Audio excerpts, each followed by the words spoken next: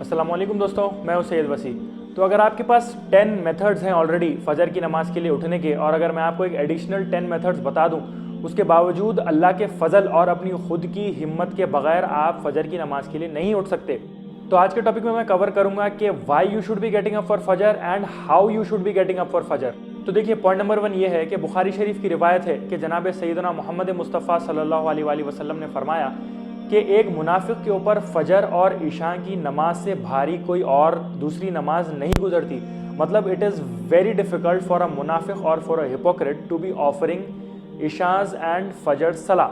तो देखिए, अगर आप फजर और इशा की नमाज जमात से नहीं पढ़ रहे हैं, या फिर आप घर में भी ये नमाज़ें अदा नहीं कर रहे हैं, उसके बावजूद ये नमाज़ें क़ज़ा करने के बाद और ये नमाज़ें कम्प्लीटली छोड़ देने के बाद भी अगर आपके दिल में शर्मिंदगी और अफसोस नहीं हो रहा, तो बड़ी ही शर्म की और बड़ी ही गौर व फिक्र की बात है। आपको अपना खुद का जायज़ा लेने की ज़रूरत है।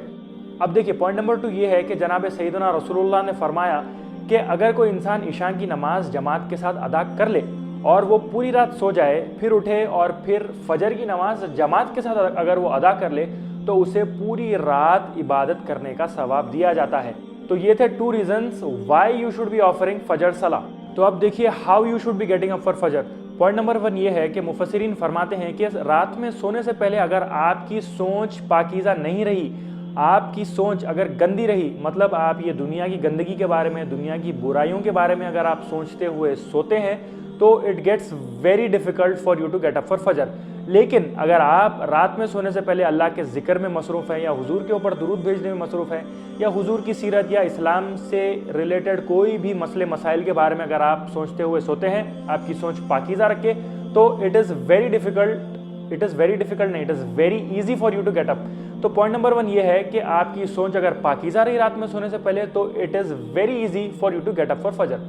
अब देखिए, पॉइंट नंबर 2 ये है कि अब ऑब्वियसली आप लोग अपने मोबाइल का इस्तेमाल करते होंगे अलार्म रखने में। तो एक काम करिए, आपका फ़ोन आपके बेड से कुछ दूरी पे किसी टेबल के ऊपर रख दीजिए, सो दैट जब अलार्म बजेगा फजर में, तो आपको मजबूरन अपने बेड से उठ के जाके वो अलार्म बंद करना पड़ेगा। तो इससे क्या होता है, आपकी आधी नींद ऑटोमेटिकली वहीं पे टूट जाती है। उसके बाद आधी नींद तोड़ना ये तो बस आपके हिम्मत के ऊपर डिपेंडेंट है।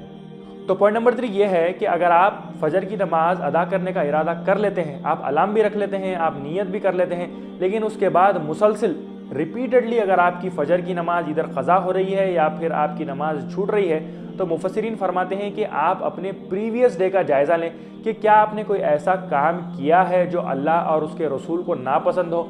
अगर आपने ऐसा कोई काम किया हो और अगर आप वो काम करते आ रहे हो, तो it is very difficult for you to offer fajr the next day, because the deeds of your previous day will be affecting your ability to offer fajr the other day. तो ऐसे होता है कि ये जो लोग फजर की नमाज और तहज्जुद की नमाज रेगुलरली अदा करते हैं, तो आप ऐसे लोगों का चेहरा देख के ही बता सकते हैं कि हाँ भाई, इसने फजर की नमाज जमात से या फिर घर पे या कैसे भी हो, इसने फजर की नमाज अदा की थी।